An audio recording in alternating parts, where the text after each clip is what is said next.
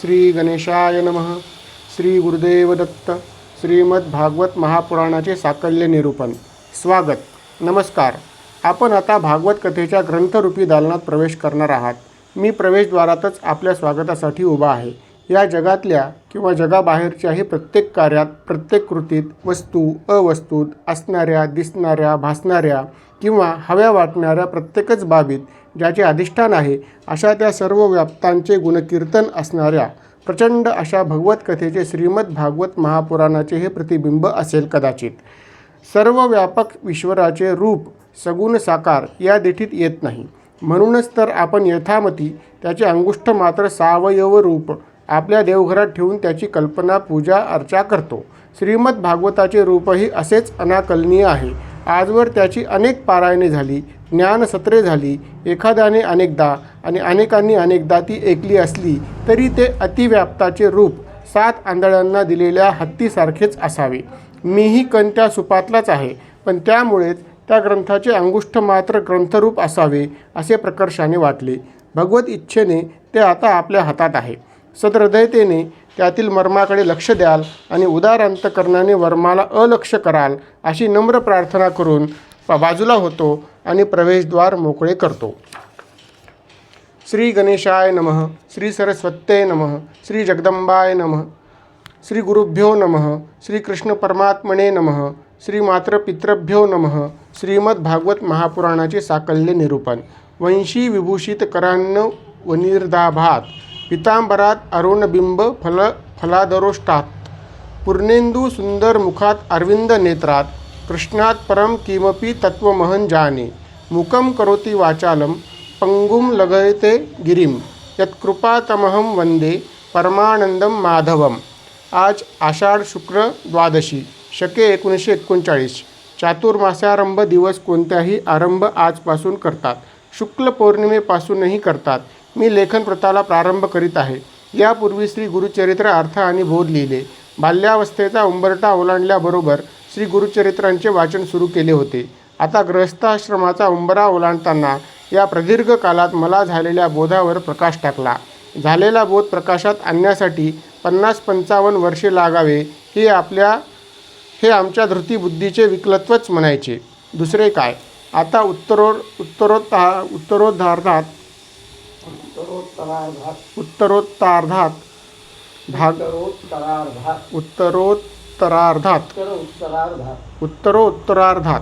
भागवतासारख्या तत्ववेद, साहित्य, संस्कृती, काळ, इतिहास, प्रमाण ग्रंथाच्या मूर्धनी असलेल्या प्रकांड पांडित्याला पुरून वर दशांगुली राहणाऱ्या वाङ्मयी मूर्तीस्वरूप ग्रंथाचे यथामती झालेले आकलन शब्दबद्ध करण्याचा पोरकट कदाचित केविलवाना प्रयत्न आरंभिला आहे. भागवतात 12 स्कंद, 335 अध्याय आणि 18,000 श्लोक आहेत. एवढ्या प्रचंड ग्रंथाचे वाचन, आकलन, मनन, चिंतन करून त्याचे परिशीलन करणे खरेच दुसाध्य आहे. श्री गुरुचरित्र अर्थ आणि बोध गीता प्रेस गोरखपूरला दिला तेव्हा त्यांनी श्री एकनाथी भागवतावर लिहा असे म्हटले होते. काही आप्तांनीही सुचविले होते. प्रारब्ध वंशात श्री गुरुपरंपरेत मलाही तत्सम पदावर बसून शिष्यत्व स्वीकारलेल्यांनीही आग्रह केला. चिरंजीव कुलदीप जोशी विशेष आग्रही होते. प्रवाहात पडलोच आहे. आता हतोवा प्राप्स्यासी स्वर्गम या भावाने कालक्रमणा करावयाची आहे. शब्दगणनेच्या दृष्टीने श्रीमद भागवताची व्याप्ती केवढी मोठी आहे हे वर पाहिलेच आहे. अक्षर हे अनंताचे पर्यायवाचक आहे. अर्थात हे अक्षर अनंत वाङ्मय ब्रह्म मला माझ्या सीमित बुद्धीने मांडायचे. अर्थात अमर्यादत्वाला मर्यादित, व्यापकाला सूक्ष्मात आणि सर्व व्यापाला चिमटीत धरून दाखवायचे आहे. माझ्या उपक्रमाचा, संकल्पाचा विचार केला तरी ते केवळ अशक्य. या एकाच शब्दाने सांगण्यासारखे आहे. शब्द शिकलो तेव्हापासूनच माझे शब्दाबरोबर खेळणेही सुरू झालेले होते. एक उदाहरणच सांगतो. लहानपणी पाठशाळेत संस्कृत शिकण्यास जात असे. प्राथमिक वर्गात केवळ सुभाषिते सांगत असत. त्यातले एक अयम निजः परो वेत्ती गणना लघुचेतसाम उदारचरितानांतु वसुदैव कुटुंबकम. उदार अंतकरण असलेल्यांना संपूर्ण जग कुटुंबासारखंच वाटत असतं. मी म्हणालो आपलं कुटुंब जग आहे. असे म्हणायचे असले तर वसुदैवच्या जागी कुटुंब आणि कुटुंबाच्या जागी वसुधा असे केले तरी तोच अर्थ होईल. वसुधा इव कुटुंबः काय किंवा कुटुंब इव वसुधा काय, सागर में घागर म्हण किंवा घागर में सागर म्हण, काही फरक नाही. बीजात झाड किंवा झाडाच्या फळात बीज जसे तसेच व्याप्तात आणि सूक्ष्मात एकच आहे. पिंड ब्रह्मांडाचा भेद एवढ्याशा उदाहरणाने मला त्यांनी समजावून सांगितला. माझा हेतू वसुधा आणि कुटुंब या प्रतीकाने उदार आणि कृपण असा अर्थ सांगितला किंवा स्वार्थी किंवा परमार्थी असा उपहास करण्याचा होता. पण हेतूविषयी कटू शब्द न उच्चारताही मला शब्दांचे भव्योदात्त दर्शन करून नकारात्मकतेतही सकारात्मकता कशी पाहावी अशी दृष्टी मला दिली. नास्तिकतेत सुद्धा आस्तिकता कशी असती हे दाखवले. नो व्हेअरचे नाऊ हेअर कसे होते ते या माझ्या शब्दाशी खेळण्यानेच मला कळाले. आता या श्रीमद भागवताच्या प्रचंड प्रचंडातून चंडांश कसा काढावा किंवा ज्ञानसागरातले इवले मोती कसे गोळा करावे आणि ते दाखवावे हे अल्पमतीच्याही शक्यतेत बसणारे आहे असे वाटल्याने मी हा खटाटोप करण्यास धजावलो. आता भगवत इच्छा गरीयसी इतकेच. श्रीमद भागवत महापुराणाचे साकल्य निरूपण. श्रीमद भागवत महात्म्य. श्री भागवत म्हणजे काय? श्रीमद भागवताच्या अनेक व्याख्या लोकांना ऐकिवात असतील. हे महर्षी व्यासांनी लिहिलेले एक पुराण आहे. इथपासून ते यदिहस्ती तदन्यत्र पर्यंत त्याला ज्ञानाचा इनसायक्लोपीडिया म्हणण्यापर्यंत भागवताची एक काव्यमयी व्याख्याही माझ्या स्मरणात आहे. भा प्रकाशे चिदानंद, ग गतिरस्यात्र लौकिकी व वरेण्यम सर्वशास्त्राणाम तरणीर्भूत भवार्णवे अशी भागवताच्या प्रत्येक शब्दातून मोक्षमार्गाचे सम्यक दर्शन घडविणारी व्याख्याही आहे. माझे पूज्य पिताश्री भागवताला प्रेमाची अनुस्यूत धारा म्हणत असत. तेजाळ हे एक रसायन सोन्याला वितळवून कोणतेही रूप धारण करण्यायोग्य बनवते. तसेच भागवतही एक रसायनच आहे. ज्या योगे जड देहाश्रित अशा जीवात्म्याला पिंडातून ब्रह्मांडात विरघळवून टाकते. त्याच्या मन, बुद्धी, चित्त आणि अहंकार या अंतकरण या तुष्ट याची परिपूर्ण शुद्धी करते. अयम निज परोवेत्तीची भावना जगाला कवेत घेण्या एवढी उदार करते. माणसाला माणूस म्हणून जगण्याचा मार्ग तर दाखवतेच, पण माणसात देवत्व भरण्याची शक्ती श्रीमद भागवतात निश्चित आहे. श्रीमद भागवतात सृष्टीच्या उत्पत्तीचा हेतू, कारण, कार्य, कर्ता याबद्दल विस्ताराने कथन आले आहे. त्याचबरोबर क्रांती, उत्क्रांती, ग्रह, नक्षत्रादी गूढ गोष्टीचे ज्ञान आहे. परंपरा सांगणाऱ्या कर्मविपाक सिद्धांताबद्दल सत्यान्वेषण करून देणाऱ्या कथा आहेत. चमत्कारामागील विज्ञान शोधण्याची उर्मी जागवणाऱ्या कथा आहेत. आणि त्या कथा भाकड कथा नाहीत, तर त्यातून दिव्य दृष्टीचे सृजन करून मानवी जीवन कृतकृत्य करणाऱ्या आहेत. श्री भागवत हे श्रीकृष्ण लीलांचे गान आहे असा समज प्रचलित असला तरी कृष्ण अवताराच्या द्वापर युगापूर्वी त्रेता आणि त्यापूर्वी कृतयुगाचे अवतरण झालेले आहे. या चातुर्युगाच्या निर्मितीसंबंधीही यात आश्वासक माहिती येते. तेव्हा श्रीमद भागवतात काय आहे असे म्हणण्याच्या ऐवजी यात काय नाही असेच म्हणणे जास्त सोयीचे होईल. श्री गणेशाय नमः. श्रीमद भागवत महापुराणाचे साकल्य निरूपण. प्रथम स्कंद रहस्य. प्रथम अध्याय. श्रीमद भागवताची रचना स्कंद, अध्याय, संस्कृत, श्लोक अशा पद्धतीची आहे. संपूर्ण भागवत मराठी, हिंदी, इंग्रजीमध्ये केवळ अनुवाद पद्धतीने ग्रंथ उपलब्ध आहेत. त्यामुळे त्यात आणखी तशाच पद्धतीची भर घालण्याचा माझा विचार नाही. माझ्या चिमटीची कल्पना या पूर्वीच्या प्रकरणात मी स्पष्ट केलीच आहे. तेव्हा कथेचा संकोच आणि कल्पनांचा किंवा आशयाचा विस्तार असे हे स्वरूप असेल. ग्रंथारंभीच व्यास महर्षींनी भगवान श्रीकृष्णांना नमस्कार करताना 3 विशेषणांनी संबोधन केले आहे. विषयानुषंगाने विशेष कृपा अपेक्षित असता विशेषणांनीच दात्यांचा संबोध करतात. आपल्या पुत्राकडून काही काम करून घ्यावयाचे असले म्हणजे माता त्याला अरे राजा म्हणून बोलावते. पुत्रसुद्धा शहाणा असला आई तू किती चांगली आहेस ग असेच म्हणून नंतर मागणी करतो. तसेच इथं व्यासांनी श्रीकृष्णाला म्हटले आहे सच्चिदानंद रूपाय. सच्चित आणि आनंद हे ईश्वराचे रूप आहेत. सत प्रगट आहे. डोळ्यांनी दिसते ते सत आणि त्यातच जे आहे पण प्रकर्षाने प्रगट करावे लागते ते चित आनंद. अर्थात प्रगट अप्रगट, व्यक्त अव्यक्त स्वरूपात असणारा म्हणजे यत्र तत्र सर्वत्र व्यापलेला तो सच्चिदानंद. उत्पत्ती, स्थिती आणि लय यांना कारणीभूत असलेला तो विश्वोत्पत्त्यादी हेतवे, आध्यात्मिक, आदिभौतिक आणि आदिदैविक अशा त्रिविध तापांचे हरण करणारा, नाश करणारा तो तापत्रय विनाशाय अशा सर्व गुणसंपन्नाला प्रथम नमस्कार केला.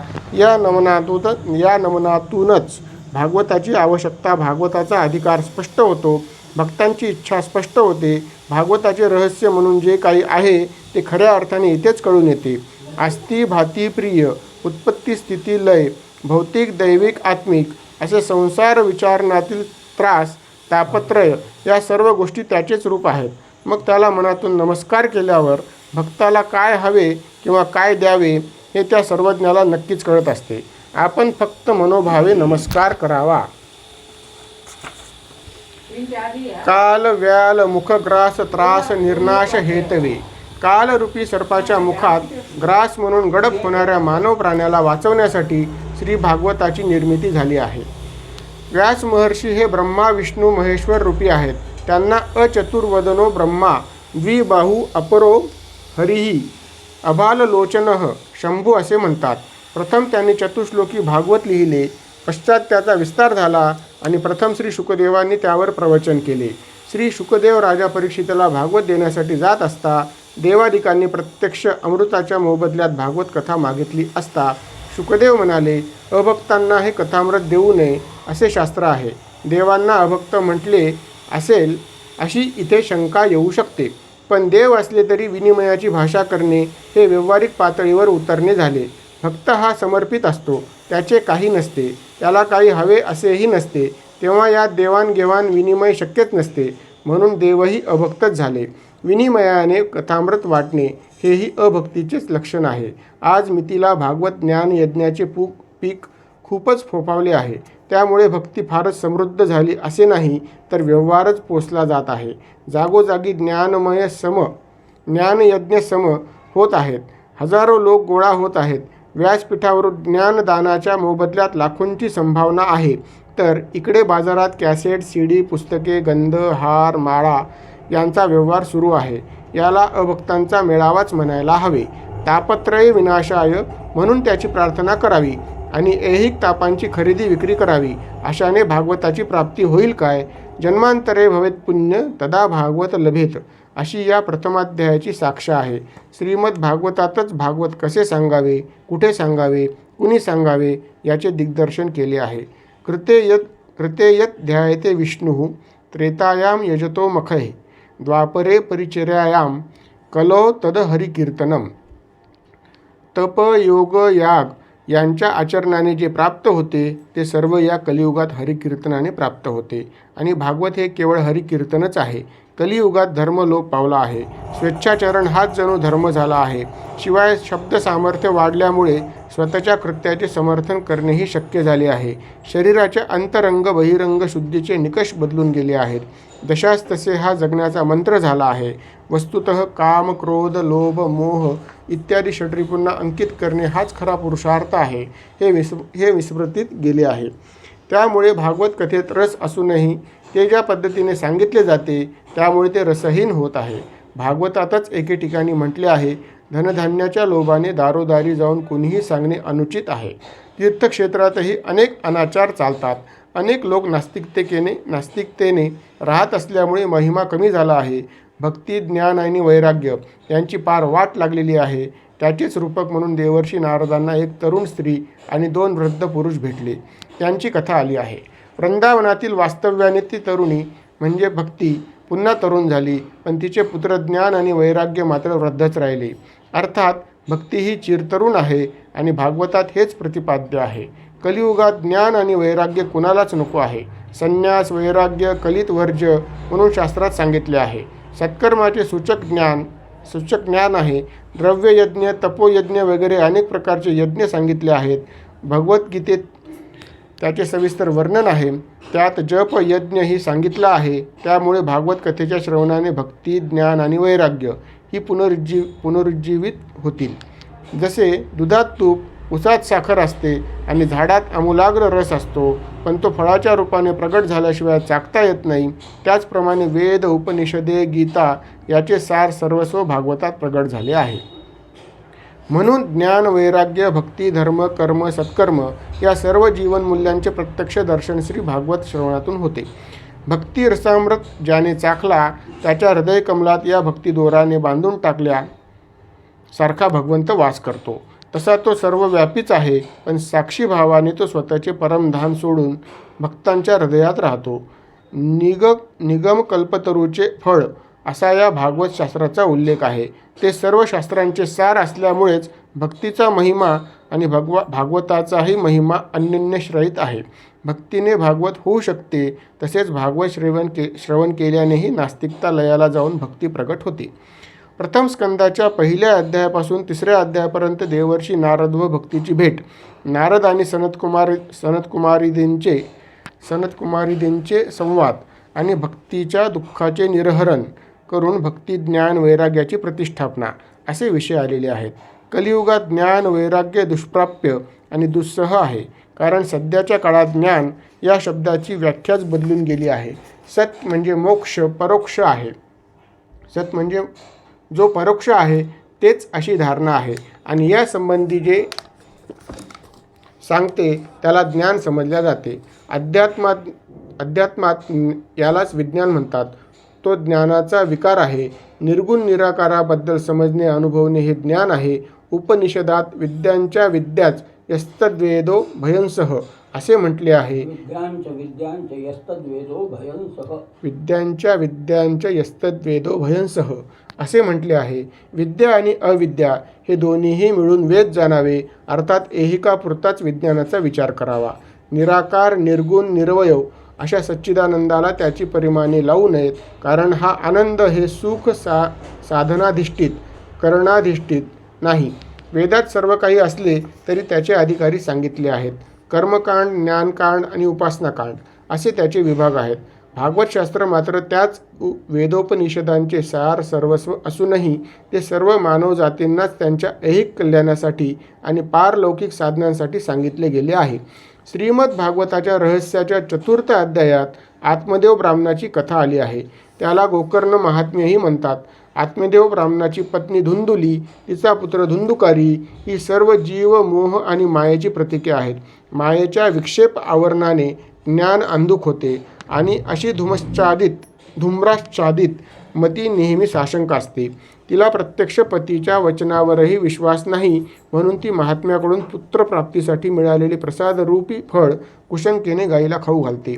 त्यातून गोकर्ण उत्पन्न होतो आणि पिशाच्य योनीत खितपत पडलेल्या धुंदुकारीची मुक्ती करतो. कथेत भक्तीचे विवरण आहे आणि इहवादाचे दुष्परिणाम कथन केले आहेत. भागवत महात्म्य कथन केल्यानंतर भागवतातच श्रवणविधी वर्णन केलेला आहे.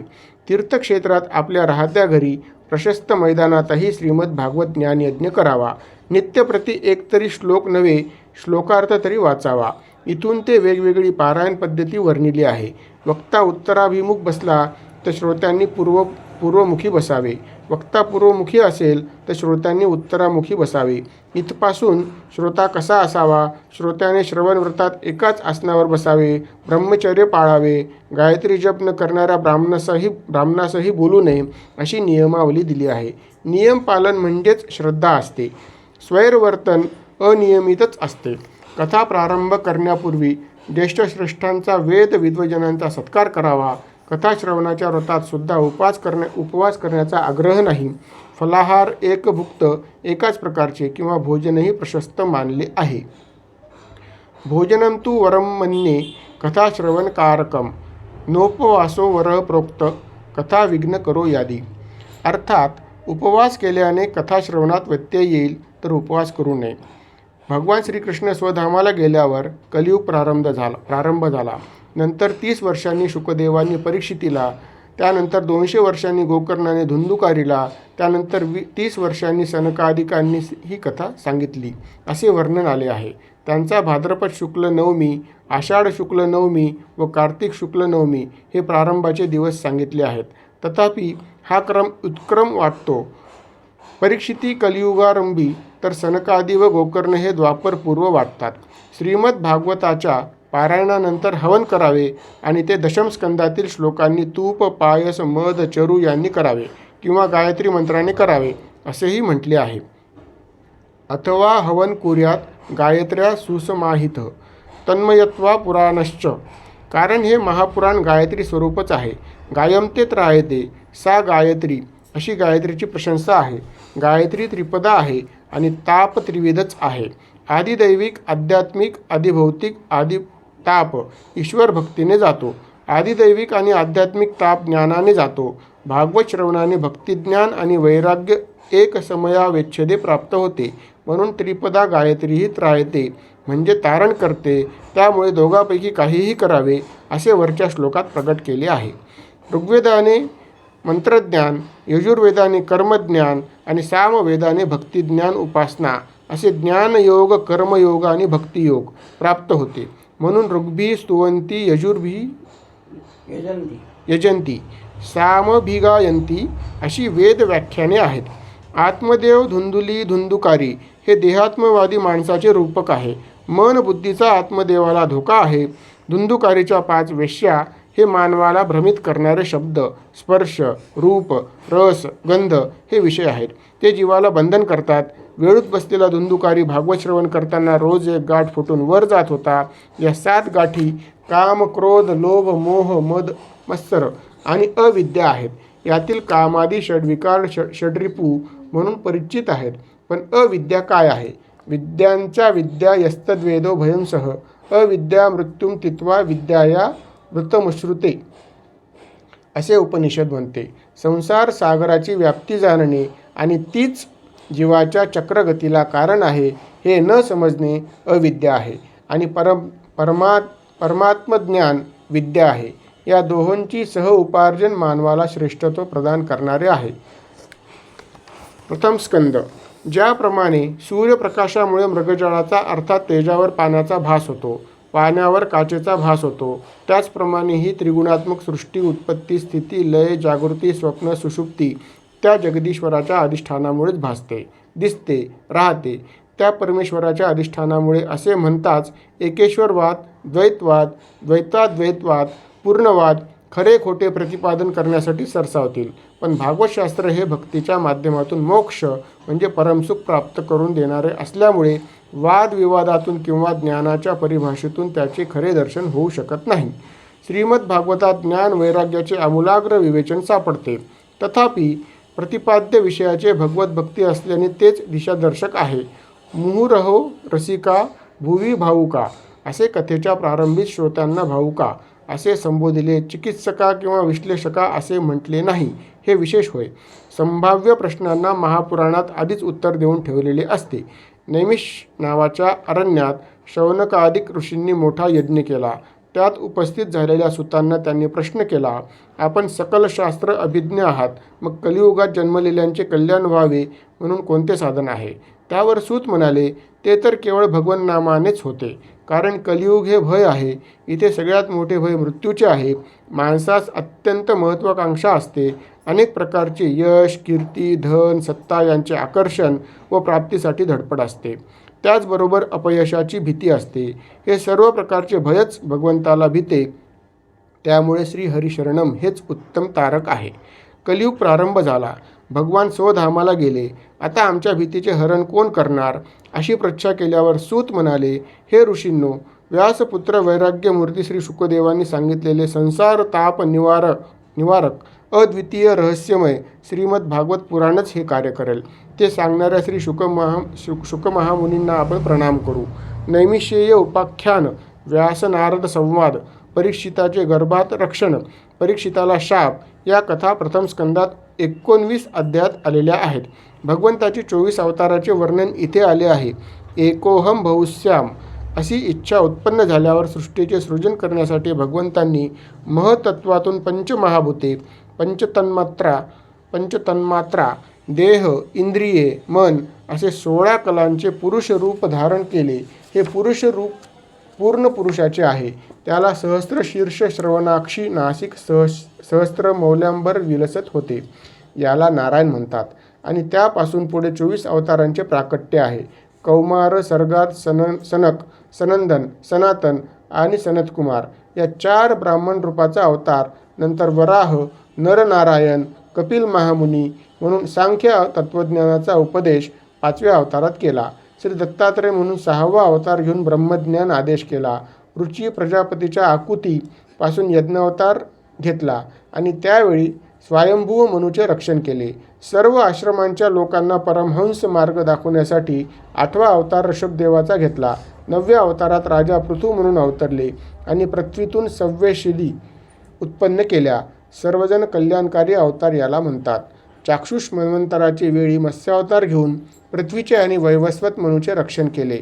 समुद्र मंथनाचे वेळी कासव अवतार घेतला. हा 11वा. 12व्यात धन्वंतरी, 13वा मोहिनी, 14वा नरसिंह, 15व्यात वामन रूपाने येऊन बलिमर्दन केले. 16व्यात ब्राह्मणांच्या वर क्षत्रियांच्या होणाऱ्या अत्याचाराचे पारिपत्य करण्यासाठी भगवान परशुराम अवतरले. 17व्यात पराशर ऋषी आणि सत्यवतीचे पोटी व्यास झाले. 18वे वेळी रामावतार घेतला. 19 आणि 20व्या अवतारात भगवान कृष्ण आणि बलराम आले. कलियुगात बिहार प्रांतात बौद्धावतार व कली समाप्तीचे वेळी जगाचे रक्षण करण्यासाठी विष्णुयश नावाच्या ब्राह्मणाचे घरी कल्की अवतार घेतील. हंस आणि हयग्रीव हे 24 अवतार हे 24च नव्हे तर ऋषी मनु प्रजापती आणि महान शक्तिशाली आणि जगतरक्षक हे अवतारच आहेत. ते असंख्य होत. सृष्टीचं परिपालन करणे, जीवमात्रांचे रक्षण करणे, दुष्टांचा नाश करणे हेच परमेश्वराचे कार्य असते. परित्राणाय साधूनां विनाशाय दुष्कृतां संभवामी युगे युगे. अर्थात जगत कार्य करण्यासाठी युगायुगात ईश्वराचे अवतार होणारच, किंवा जो कोणी प्रत्येक युगात हे कार्य निर्लसपणे करील तोच ईश्वरी अवतार आहे हे ध्यानात ठेवून असं कार्य करणाऱ्याला अनुकूल वागणे, आपले योगदान देणे हेही ईश्वरी कार्यच ठरते. भगवत कार्य करून आनंद लोक प्राप्त करणे म्हणजेच अविद्येचा किंवा मायेचा पाश तोडून बंधमुक्त होणे. असे बंधमुक्त वागणे हेच मुक्तिमोक्षाचे स्वरूप आहे. ललित साहित्यात मोक्ष, कपाळमोक्ष याला प्राप्त झालेला अर्थ नव्हे अनर्थ आहे. मोक्ष म्हणजे देह सुटणे नाही, देहभाव सुटणे आहे. कुत्ता जाणे चमडी जाणे या उक्तीमागे असलेली कबीर महाराजांची कथा देहभाव सुटण्यावर पुरेसा प्रकाश टाकणारी आहे. वेदोपनिषद इतिहास ज्यात सृष्टोत्पत्तीसह सर्वसार ग्रथित केले आहे असे हे महापुराण श्री व्यासांनी पुत्र शुकदेवांना सांगितले. त्याचवेळी राजा परीक्षिती प्रयोपवेशनाला गंगा तटाकी बसला होता. त्याचे भोवती अनेक ऋषी मुनी बसले होते आणि श्री शुकमुनी तिथे फिरत आले. तत्पूर्वी राजाने त्याला झालेल्या शापाचे कथन करून आयुष्याच्या उरलेल्या 7 दिवसात मुक्ती कशी मिळेल अशी पृच्छा केली होती.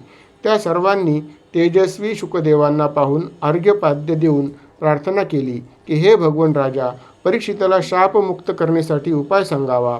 तेव्हा शुकमुनींनी श्रीमद भागवत पुराण श्रवण करण्याचा उपाय सांगितला. ऋषीगणांनी शुकदेवांनाच विनंती केली की आपणच ही कथा करावी आणि राजासह आम्हालाही उपकृत करावे. श्री शुकदेवांनी राजा परीक्षितीला त्याच्या पूर्वजांविषयी सांगितले. श्रीकृष्णाच्या धर्मरक्षणाच्या प्रतिज्ञेमुळे कौरव पांडव युद्धात सर्वनाश झाल्यावर पांडवांचा वंशतंतू उत्तरेच्या गर्भात अंकुरत होता आणि महाआततायी अश्वत्थामा ब्रह्मास्त्राचा प्रयोग करून तोही नष्ट करण्यास उद्युक्त झाला. तेव्हा त्याच्या रक्षणार्थ भगवंतांनी उत्तरेच्या गर्भात प्रवेश करून त्याचे परिरक्षण केले, म्हणून हा परीक्षित आहे. अंतस्तः सर्वभूतानां आत्मा योगेश्वरो हरिः स्वमायया ऋणोदगर्भ वैराट्या कुरुंतंतवे. या मंत्राचा कोणत्याही गर्भिणीने जप केला तर गर्भपातापासून तिचे रक्षण स्वतः भगवंत करतात. यात आश्चर्यकारक काहीच नाही. भगवान यत्र तत्र सर्वत्र आहेत आणि सृजन विसर्जन रक्षण परिपालन हेही स्वतःच आहेत. तेव्हा अशा प्रकारे परीक्षित भगवंताचा कृपा प्रसाद आहे, भगवंत रक्षित आहे. या प्रसंगी कुंती मातेने श्रीकृष्णाची स्तुती करताना म्हटले आहे, अलक्ष्यम सर्वभूतानां अंतर्बहिर्वस्थितः. या स्कंदात युधिष्ठिर शोक, युधिष्ठिर भीष्म संवाद, भीष्मांनी केलेली कृष्णस्तुती आणि भीष्माचे प्राणत्याग करणे अशा कथा येतात. विष्णू सहस्त्रनामाचा इथेच जन्म झाला आहे. नंतर श्रीकृष्णाचे द्वारकेला परत जाणे, तिथे त्यांचे स्वागत याचे वर्णन आहे. परीक्षितीचा जन्म विदुराच्या उपदेशाप्रमाणे धृतराष्ट्र गांधारी यांचे वानप्रस्थ आचरण आले आहे. महामंत्री विदुर हे प्रत्यक्ष यमधर्मराजच होते. मांडव्य ऋषींच्या शापामुळे त्यांना शूद्र येतीत काळ कंठावा लागला. मांडव्य ऋषी महान तपस्वी होते. त्यांना मृत्यूदंड म्हणून राजाने सुळावर द्यायची शिक्षा दिली. नंतर आपली चूक कळल्यावर त्याने राजाने सोडले.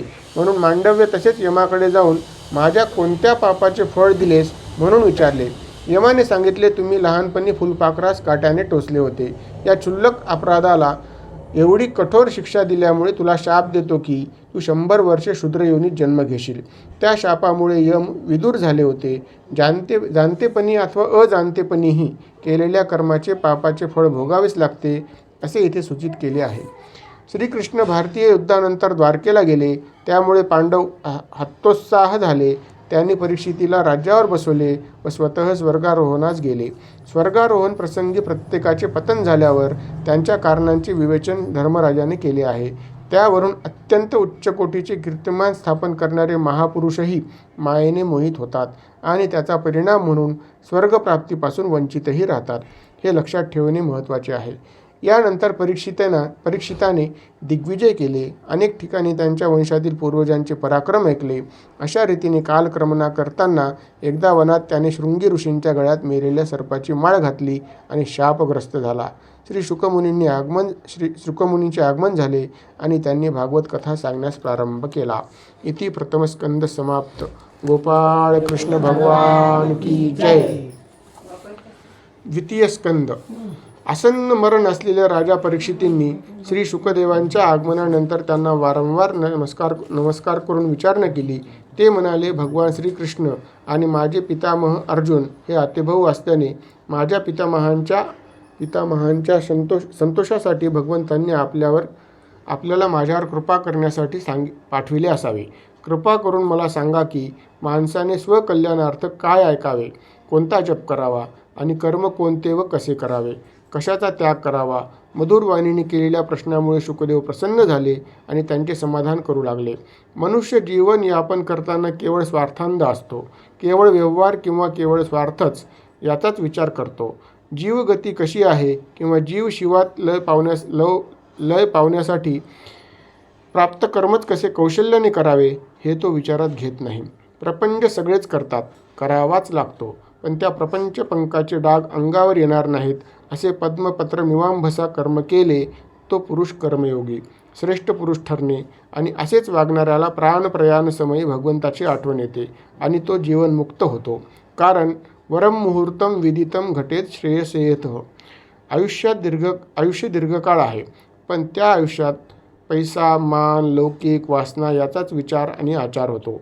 एक क्षणही रिकामा जात नाही आणि एक क्षणही देवाच्या स्मरणात जात नाही. म्हणून दिवसाची सुरुवात भगवत प्रणामाने करा आणि झोपताना भगवंत नामाचे स्मरण करून देवाचे आभार माना. दिवसभराच्या तापासाठी शक्ती प्रदान केल्याबद्दल आणि आता विश्रामाची संधी दिल्याबद्दल. आपल्या बऱ्या वाईट, खऱ्या खोट्या, न्यायी अन्यायी किंवा क्रियाकल्पनांना भगवंत नामाचे कोंदण द्या. संपुट लावा म्हणजे जीवन सार्थकी लागेल. स्मरणम मुक्तवा हा योग साधला जाईल. राजर्षी खट्वांग अंतकाळी सर्व संग परित्याग करून मरणासन्न अवस्थेत नारायणा नारायणा असे आपल्या मुलाला हाक मारून महापापी अजामिळ ईश्वराला प्रिय झाले. तुझ्या मृत्यूला अजून 7 दिवस शिल्लक आहेत. अशा वेळी भयभीतीचा त्याग करावा आणि पवित्र स्थळी जाऊन मनोनिग्रहाने ओम या अक्षर ब्रह्माचे ध्यान करावे. जीवन सार्थकी लागते. भगवंताशी भक्तियोग साधण्यासाठी चिदाकाशात प्रादेश मात्र भगवंताची चतुर्भुज मूर्ती धारण करावी आणि त्याच्या नेत्र, मुख, हस्त, वक्षस्थळ वगैरे एकेका अवयवांचे ध्यान करतात. हळूहळू एका अंगातून दुसऱ्या अंगात नंतर दृष्टास्वरूप ध्यान करावे म्हणजे भक्तियोग होतो. योग्यांसाठीची उपासना याहून कठीण आहे. प्रथम आसनासिद्धी, नंतर प्राणायाम व त्याद्वारे इंद्रियजय करावा लागतो. प्राणांचा अवरोध करून कुंडलिनी जागृत करावी. नंतर एक एक करून षटचक्र भेदन करावी आणि प्राण ब्रह्मरंध्रात न्यावे. ब्रह्मरंध्रातून त्याचा भेद केला की शरीर सुटते आणि प्राणांचे परब्रह्मात विलिनीकरण होते. हा योग मार्ग आहे. सद्योन्मुक्ती आणि क्रममुक्तीचे हे वर्णन शुकदेवांनी राजा परीक्षितीला सांगितले. या प्रश्नोत्तराच्या माध्यमातून प्रत्येकाला आपल्या इच्छेनुसार भगवत प्राप्तीसाठी उपासना आणि उपास्य ठरवता येते हे स्पष्ट झाले. आता ह्याच्यासाठी वरीयता प्राप्त करण्यासाठी रुद्राची, धनधान्य समृद्धीसाठी दुर्गादेवीची, दीर्घायुष्यासाठी अश्विनी कुमारांची वगैरे उपासना सांगितलेल्या आहेत. पण या सर्वच कष्टप्रद आहेत. भगवत नामाचे स्मरण, भगवत लीलांचे श्रवण मात्र सर्वोपरी आणि सुलभ आहे असे कथन केले. इतक्या विविधतेने जीव, कर्म, उपास्य, उपासना निर्माण करणाऱ्या भगवंतांनीही सृष्टी कशी निर्माण केली, पुन्हा कशी विलय पावते, त्यासाठी कोणत्या शक्तींचा वापर करतात, ब्रह्मांड त्यांनी निर्मिले आणि शेवटी ते त्यांच्यातच विलीन करतात, याबद्दल सांगावे. त्यावेळी त्याचे विवरण करताना असे म्हटले आहे की ईश्वर निर्गुण, निराकार, निरवयव आहे. तेव्हा कोणतेही कार्य करण्यास, कोणताही पदार्थ, वस्तू निर्माण करण्यास गुणावगुणांची आवश्यकता असते. परमेश्वर निर्गुण असला तरी सर्व शक्तिमान आहे, निराकार असला तरी सर्वव्यापी आहे आणि निरवयव असला तरी सर्वतः पाणिपादंत सर्वतोक्षी शिरोमुख असा आहे. सर्वतः पाणिपादंत सर्वतोक्षी शिरोमुखम. सर्वतः पाणिपादंत सर्वतोक्षी शिरोमुख असा आहे. त्यामुळे सत्व, रज, तमोगुण शक्तींचा वापर करून सत्वगुणापासून ब्रह्म, रजोगुणापासून विष्णू आणि तमोगुणापासून शंकराचे रूप त्यानेच धारण केले, असे शुक म्हणाले. ज्यावेळी भगवंतांनी हे नारदाला सांगितले, त्यावेळी नारदांनी प्रश्न केला, या आपण निर्माण केलेल्या संसाराचे लक्षण काय, आधार कोणता इत्यादी. यावर ईश्वराने माया आणि मायोद्भव सृष्टीची निर्मिती केली. तमोगुणापासून अहंकार, त्यापासून द्रव्यशक्ती, क्रियाशक्ती आणि ज्ञानशक्ती झाल्या. तामस अहंकारापासून आकाश, आकाशाचा गुण शब्द, या शब्दशक्तीद्वारेच दृष्टा आणि दृश्याचा बोध होतो. आकाशापासून वायू, तेजाच्या विकाराने पाण्याची उत्पत्ती झाली आणि पाण्यापासून पृथ्वी निर्माण झाली. अहंकाराच्या एका विकारातून, प्रकारातून ज्ञानेंद्रिय, कर्मेंद्रिय यांचे अधिष्ठान म्हणून 10 देवता निर्माण झाल्या. त्यांना दिशा, वायू, सूर्य, वरुण, अश्विनी कुमार, अग्नी, इंद्र, विष्णू, मित्र आणि प्रजापती म्हणतात. या सर्वांच्या शक्तीपासून व्यष्टीरूप जीव, पिंड आणि समष्टीरूप सर्व चराचर जीव, ब्रह्मांड यांची रचना झाली. या ब्रह्मांडातून उत्पन्न झालेल्या विराट पुरुषाची रूपकात्मक कल्पना कमरेच्या वर 7 स्वर्गलोक व खालचे 7 पाताळ अशी आहे. नाभी म्हणजे भूलोक, त्यावर स्वर्गलोक आणि त्याखाली पाताळ अशी त्रिलोकाची ही कल्पना करीतात. भगवंतांनी स्वतःच्या शक्ती वापरून ही सर्व स्वतःतूनच निर्मिती केली, असे वर्णन करण्यामागे हे सर्व चराचर विश्व हे एक ब्रह्मच आहे, त्याच्या अंशरूपाने वैविध्य वसत आहे, हे सांगतानाच व्यक्तिंनी समष्टी धर्म पाळताना एकोहमचा भाव जागृत ठेवावा हे अपेक्षित आहे. इंद्रियाचे देवताधिष्ठान सांगून कर्मेंद्रियाचे कार्य ही स्वाधीन नसून यदृच्छेने होत असते, असा विचार करून अहंकार संपावा. अहंकार संपला की वृत्ती तदाकार होणे शक्य होते. व्यास महर्षी शुकाच्या पाठीमागे जाऊन हे पुत्रा, मुला, शुका असे म्हणत होते आणि उत्तर मात्र वनराईतून, झाडाझुडपातून, पक्ष्यांकडून येत होते. हे देहभाव, अहंभाव संपल्यामुळे शुकांचा घडत होते. तर माझा मुलगा, माझ्या पुत्रा थांब, यात मुलगा हा मोह आणि माझा हा अहंभाव जागृत आहे. ब्रह्म या शब्दाचाच अर्थ व्यापक असा आहे, त्याचा कोणत्याही ठिकाणी अभाव नसतो. त्याचप्रमाणे गुरु हे तत्वही व्यापक आहे. त्यामुळे ईश्वर किंवा गुरु शोधित राहणार डोंगरात भटकण्याची गरज नसते आणि असे केले तर ते भटकणेच होते. म्हणून गुरु ओळखावा लागतो. जो आपली कल्पना व्यापक करवितो, जो सर्वव्यापी ईशभाव दर्शवू शकतो, तो कसल्याही प्रसंगी योग्य मार्ग दाखवितो, तो गुरु असतो. 7च दिवस शिल्लक आहेत. स्वकल्याण करण्यासाठी माणसाला दीर्घ आयुष्य आणि सतेज बुद्धी दिलेली आहे, पण त्याचा उपयोग केला नाही, स्वला ओळखले नाही आणि तलाही ओळखले नाही, व्यर्थ काम, मोक्ष, मोह, ईर्षेत काळ व्यतीत केला. आता परमहंस परिव्रजाकार वैराग्य पंडित श्री शुकाचार्य समोर आल्यावर भान आले आणि त्यांना मोक्ष मार्ग विचारला. 7च दिवस शिल्लक आहेत. अशा कठीण परिस्थितीतही उद्धाराचा मार्ग दाखवतात सद्गुरू परमहंस शुकाचार्य महाराज. त्यांना पृच्छा केल्यावर शुकाचार्य म्हणाले, राजा प्राणप्रयाणसमयी त्रिदोष होतात आणि परमेश्वर चिंतन होत नाही. त्यासाठी मनुष्याने नित्यप्रती ईशचिंतन करावे. अष्टांग योगात सांगितल्याप्रमाणे जन्म, मृत्यू, जरा, व्याधी यांच्या दुःखांचे स्मरण करावे, म्हणजे मृत्यूची भीती राहत नाही आणि माणूस अभय झाला की तदाकार होतो. कारण अभय हे ब्रह्मलोकाचेच नाव आहे. अशा प्रकारे मृत्यूची भीती सोडून अंतकाळी भगवंताला स्मरण केले तर तुझ्यासाठी 7 दिवसही खूप आहेत. तेव्हा सर्व संघाचा त्याग कर, निर्भय हो आणि श्रीमद भागवताच्या माध्यमातून भगवत स्मरणार्थ त्यांच्या अवताराचे व लीलांचे श्रवण कर, मनन कर, चिंतन कर, असे सांगून त्यांनी भगवंताचे अवतार व लीलांचे कथन केले. प्रलय काळात पाण्यात बुडालेल्या पृथ्वीला उद्धार करण्यासाठी वराह रूपाने अवतार केला. हिरण्याक्षाचा वध करून पृथ्वीला पुनर्स्थापित केले. नंतर कपिल मुनीहून मातेला उपदेश केला.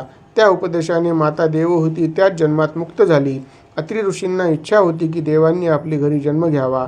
त्यांची इच्छा जाणून भगवंत त्यांना म्हणाले, मी स्वतःला तुला दिले, अर्थात दत्त, म्हणून त्यावेळी ते दत्तात्रय झाले. यदुराजा आणि सहस्त्रार्जुन हे दोघेही श्री दत्तांच्या कृपाप्रसादाने योगाच्या भोग आणि मोक्ष या सिद्धी प्राप्त करून घेतल्या. श्रीमद भागवतात या सिद्धीबद्दल विवेचन आले नाही. तथापि योगाच्या आधारे या संसारातील शब्द, स्पर्श, रूप, रस, गंध या विषयांचे आस्वादन करता येते. लघिमा या सिद्धीद्वारे अत्यंत लहानून साखर खाता येते. मुंगी साखरेचा रवा सर्वांनाच ठाऊक आहे. महिमा सिद्धीद्वारे कितीही मोठे होऊन कुठचेही पाहता येईल. यात परकाया प्रवेश, आकाशमार्गे गमन असे सामान्याच्या मती गुंग करणाऱ्या गोष्टी होऊ शकतात. यातील विनोदाचा भाग सोडला तरी योग मार्गाने ईशप्राप्तीही सहज शक्य आहे. म्हणूनच श्री दत्तकृपेने यदू व सहस्त्रार्जुन मोक्ष मिळवू शकले. वामन अवतारामध्ये राजा बलीच्या यज्ञात उपस्थित होऊन याचना केली. त्रिपाद भूमीची 2 पावलात सर्व ब्रह्मांड व्यापून भगवंतांनी दाखवून दिले की अब्रह्मस्तंभ पर्यंत 2च पावले लागतात. एक ज्ञान, दुसरे भक्ती, 3ऱ्या पावलात मोक्षच आहे. म्हणून 3रा पाय बळीराजाच्या मस्तकावर ठेवून त्याला मुक्त केले. यानंतर रामावतार, रावणाचा वध, नंतर श्रीकृष्ण बलरामाचा अवतार भगवंतांनी धारण केला. या अवतारात त्यांनी अनेक लीला केल्या, पण त्या लोकांना समजू शकल्या नाहीत. अनेक अवतार घेऊन जी लीला केली ती वरवर पाहता दुष्टदमन असली तरी त्यामागे इतिहास आहे आणि सिद्धांताच्या दृढीकरणासाठी सप्रयोग व्याख्यान असते. उदाहरणार्थ, रावणाने वेदोपनिषदांचे ज्ञान मिळवले. महादेवाची अत्यंत तल्लीनतेने उपासना केली. यज्ञयागादी कर्मकांडही सविधी सश्रद्ध भावाने केले. पण देवाशी इतर उपचाराप्रमाणे देवाशी शत्रुत्व केले. अत्यंत कट्टर शत्रुत्व केले तरी देव आपला उद्धार करतो हे दाखवण्यासाठी त्याच्याकरवी सीतेचे हरण केले आणि तिच्या सोडवणुकीसाठी राम आल्यावर आधी त्याच्या आप्तजनांचा, त्याच्या निष्ठावंतांचा, पुत्राचा उद्धार करविला. नंतर स्वतःच्या क्रोधाग्नीत उडी मारली आणि मुक्त झाला. देवाच्या अंगावर बसणे काय किंवा देवाच्या हाताने मरणे काय, दोन्हीही पवित्रच. कृष्ण बलरामांनीही लहानपणीच अशा लीला करून अनेक जीवांना मोक्ष दिला.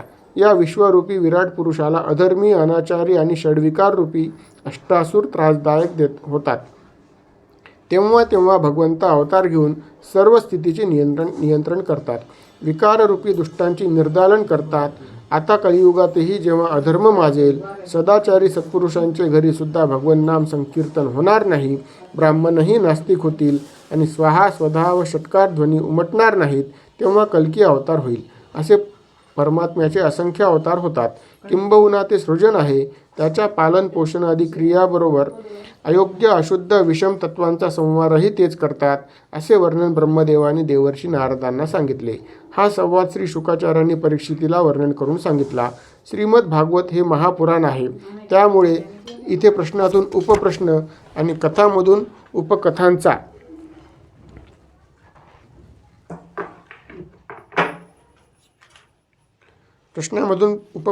उपकथांचा प्रादुर्भाव होत असतो. परीक्षितीने शुकदेवांना विचारले किंवा शौनकादिकांनी सुतांना विचारले तर असाच प्रश्न पूर्वी कुणी कुणाला विचारला होता ते सांगून त्यांच्या तोंडी किंवा त्यांनीही पूर्वी ज्यांचेकडून ऐकले त्यांच्या संवादातून त्याचे विवरण येते.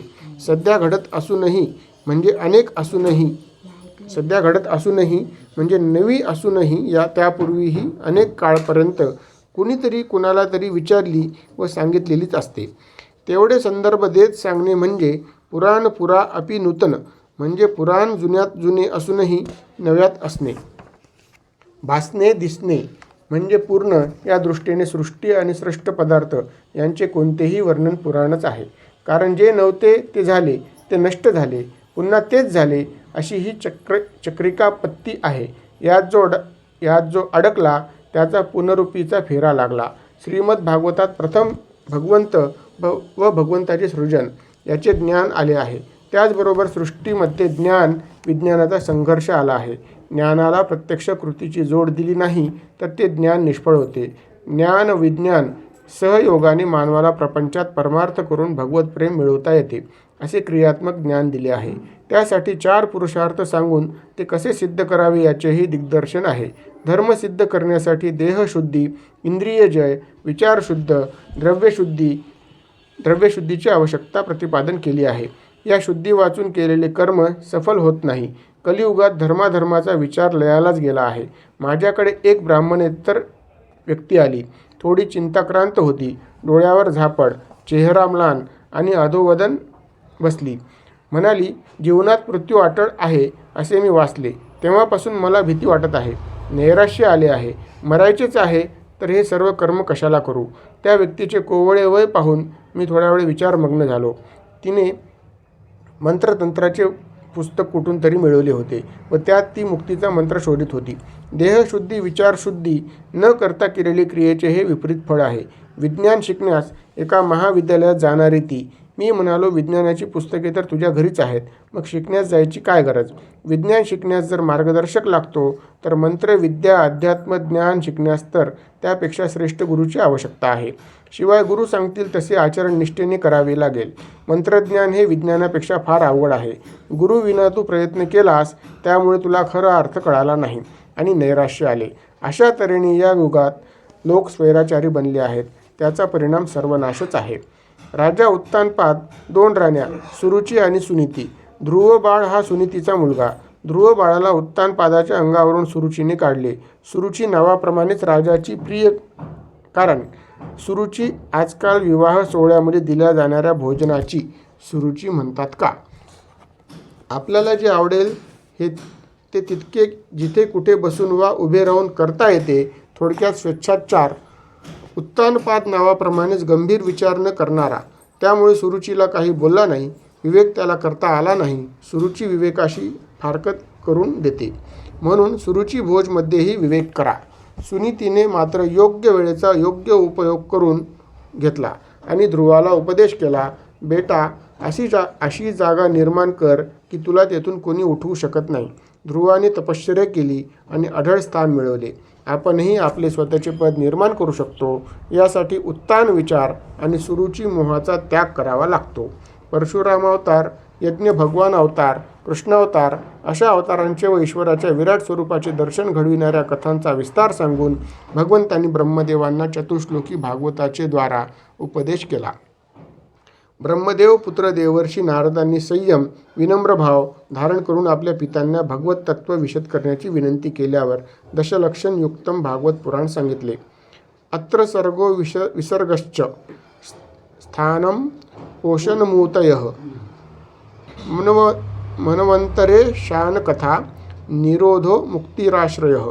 अर्थात सर्ग, विसर्ग, स्थान, पोषण, उती, मन्वंतर, ईशानुकथा, निरोध, मुक्ती आणि आश्रय अशा 10 लक्षणांनी भागवत युक्त आहे.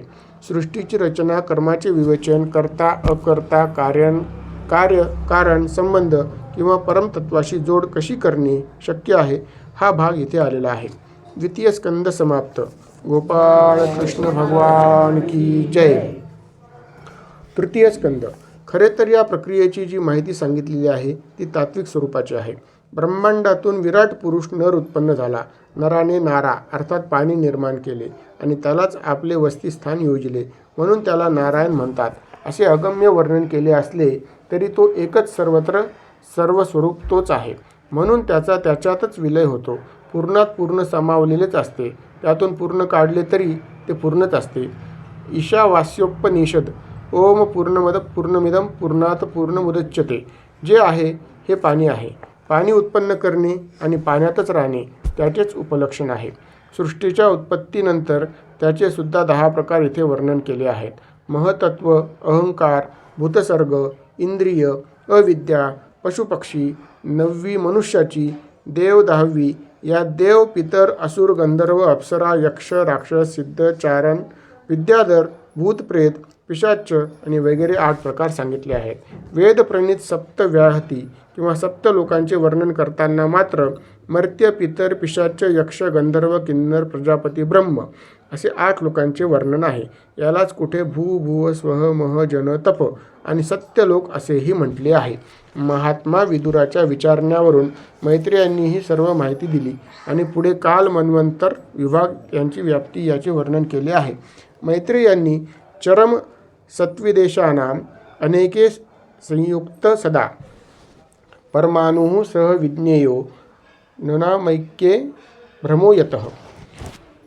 पृथ्वीवरील चराचर, जड, चेतन अशा कोणत्याही वस्तुमात्रात परमाणूंच्या संयोगाने आकार, रूपवर्णादी स्वरूपाचा भ्रम होतो. वस्तुतः ते सगळे एकच व्यापक तत्व स्थूल सूक्ष्मात भरून असल्याचे सांगितले. अणुपरमाणूंच्या कमी अधिक योगाने आणि महतत्व पंचमहाभूत यांच्या वेगवेगळ्या प्रमाणात झालेल्या संयोगाने घटपटादी दिसतात. मन्वंतर निर्माण केले म्हणण्याचा अर्थ कालमापनाची व्यवस्था सांगितली. आपल्याला तास, मिनिट, सेकंद, वार, सप्ताह, पक्ष, मास, वर्ष एवढीच गणना माहीत आहे. वर्षाच्या पुढची आणि सेकंदाच्या आधीची कालगणना माहीत नाही.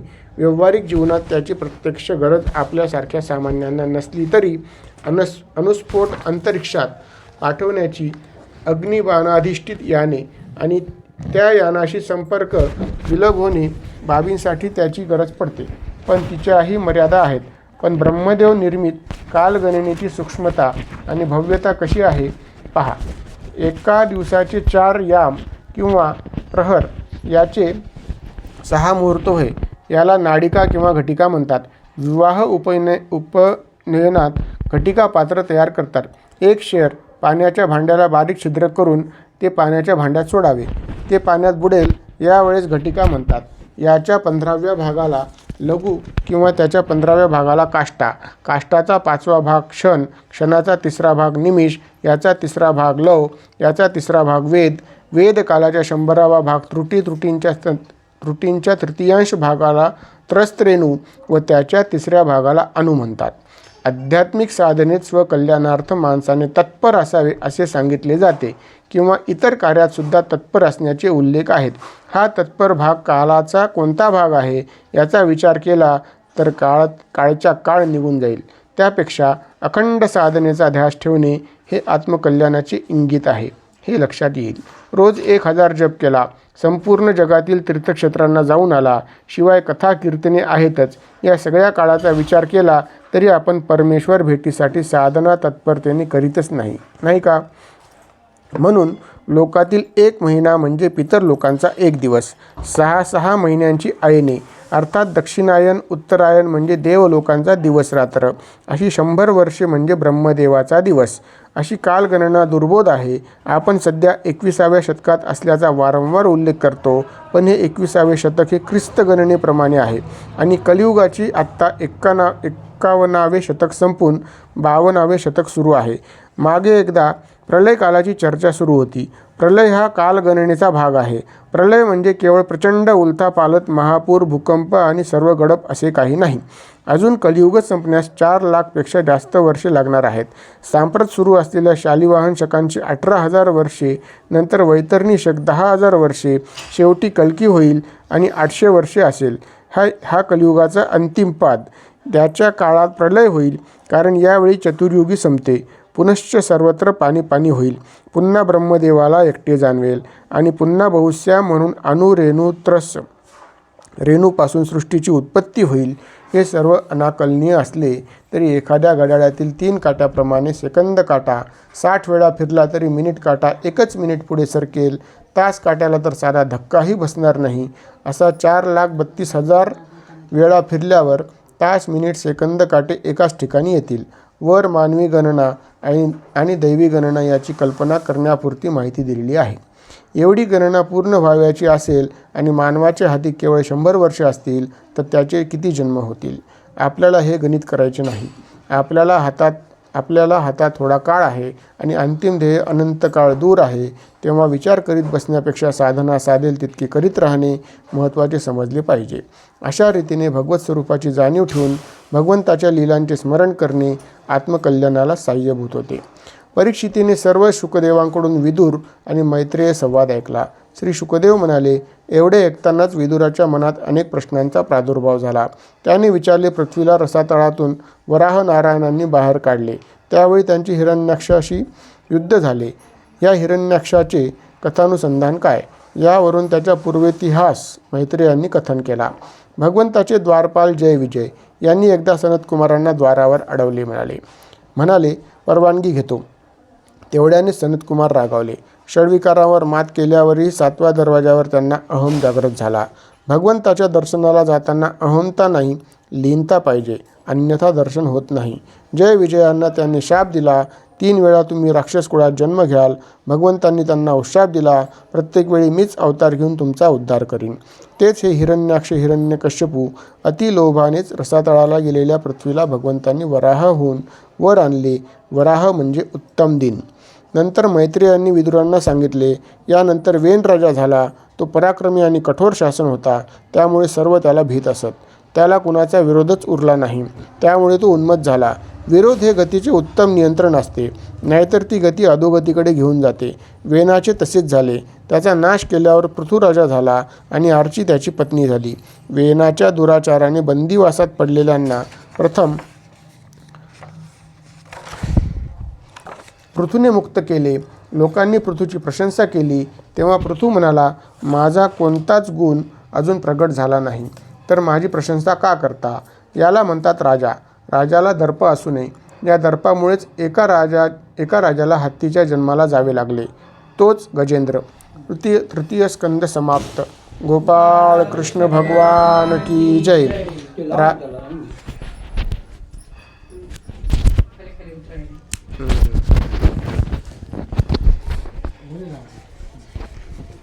सुळसुळ आहे ना त्याच्यामुळे.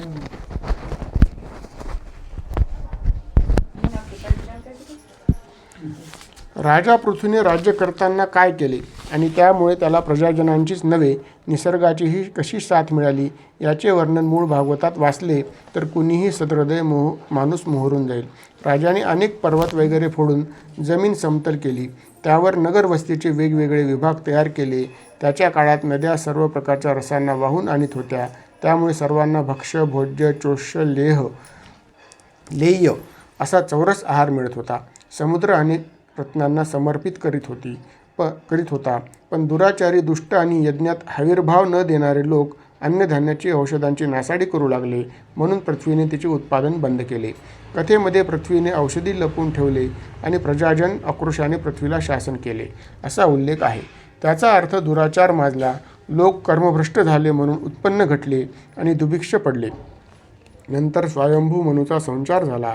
त्याला वासराचे रूपक देऊन पृथ्वीला गोमाता समजून तिचे दोहन केले. म्हणजे स्वयंभू मनूच्या काळात सर्व सुबत्ता निर्माण झाली.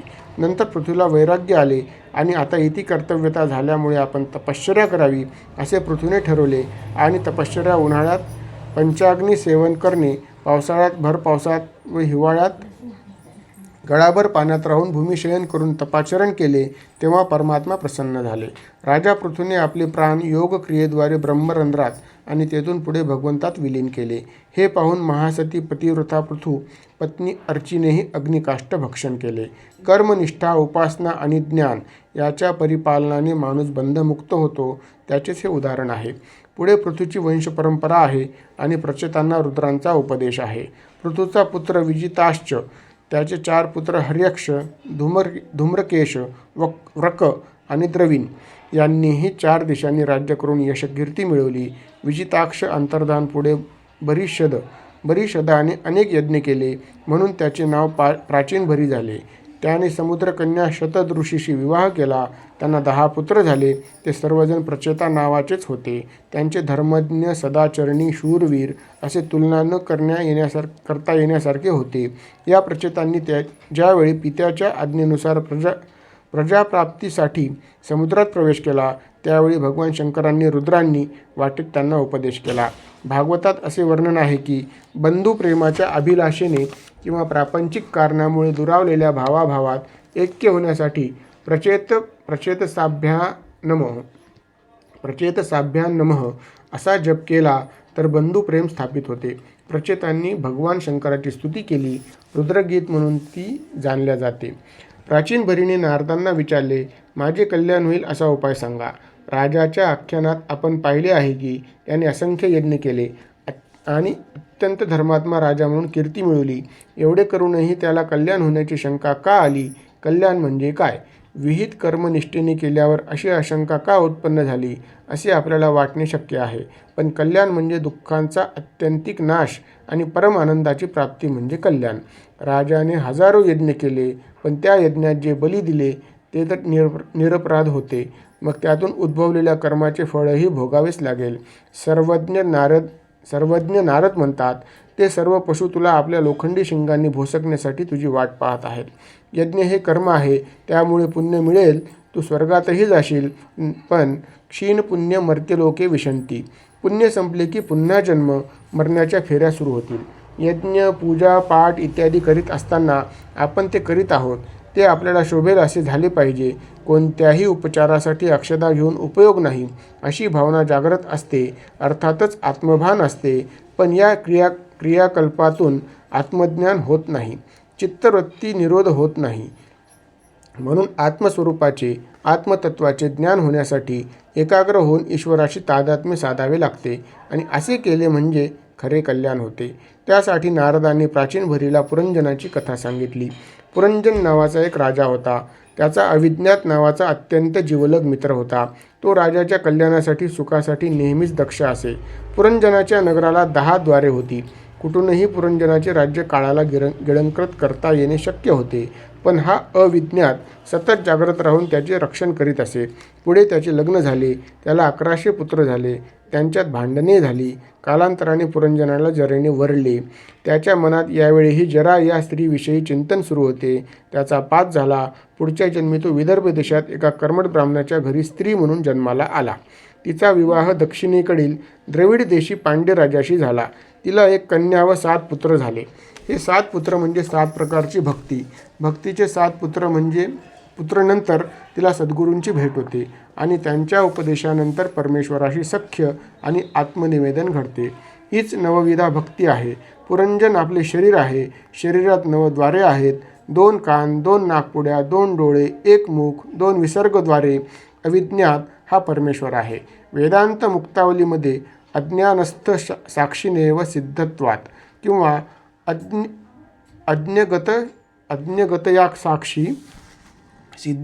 अज्ञगतया साक्षी सिद्धे असे परब्रह्माचे सांगितलेले स्वरूप आहे. ते जाणावे लागते. ते प्रत्यक्षही नाही. हाच अज्ञेयवाद आहे. तीक्ष्ण प्रज्ञांना तो जाणवू शकतो, म्हणून त्याला अविज्ञात म्हटले आहे आणि या रूपकात कुटस्थ आहे असे गृहीत आहे. तेव्हा देहाधिष्ठित जीवात्म्याच्या कल्याणार्थ कुटस्थ किंवा अविज्ञात चैतन्यरूपी आत्मा असत विवेकाच्या माध्यमातून कल्याणाची चिंता वाहते. पण बुद्धिरूपी पत्नी व 11 इंद्रियरूपी पुत्र संकल्प विकल्पांच्या रणातून जीवाला हैराण करतात. वृद्धापकाळीही तो तिचे चिंतन करतो आणि 84च्या फेऱ्यात फसतो. मी सगळ्यांचे चांगले केले, पण माझ्या पदरी काय पडले असे उद्विग्नतेचे अहंतेने आपण सत्कर्माचे उच्चार करतो. त्यामुळेच ते पुण्यरूपात असते. म्हणून प्राप्त कर्म कर्तव्य समजून करावे आणि विसरून जावे, निर्लेप व्हावे.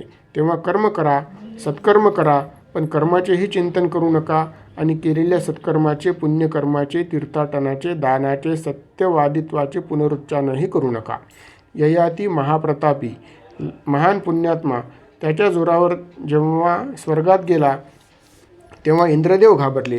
त्यांचे आसन घेतले असते अशी त्यांची शक्ती पाहून ते ब्रह्मदेवाला म्हणाले, मला या आपत्तीतून सोडवा. ब्रह्मदेवाने इंद्राला सांगितले, तू ययाती महाराजांचे स्वागत करून स्वतःचे सिंहासन अर्पण करीन, पण तू त्या योग्य काय पुण्य केलेस असे विचार म्हणाले. इंद्राने विचारले. ययातीने कौतुकाने पुण्यकर्माचा पाढा वाचला आणि पुण्याच्या उच्चाराने ते समाप्त झाले. कारण मी केले यात अहंभाव जागृत होतो आणि तोच मोक्षमार्गाचा आडसर आहे. म्हणून चांगल्या किंवा वाईट कर्माचे चिंतन करू नका. अंते मती सागती हा येथील न्याय आहे. केवळ भगवन् नाम घेत अंतकाळ घालवा, मुक्ती नक्कीच होईल. प्रथम दिवस समाप्त. गोपाळ कृष्ण की जय.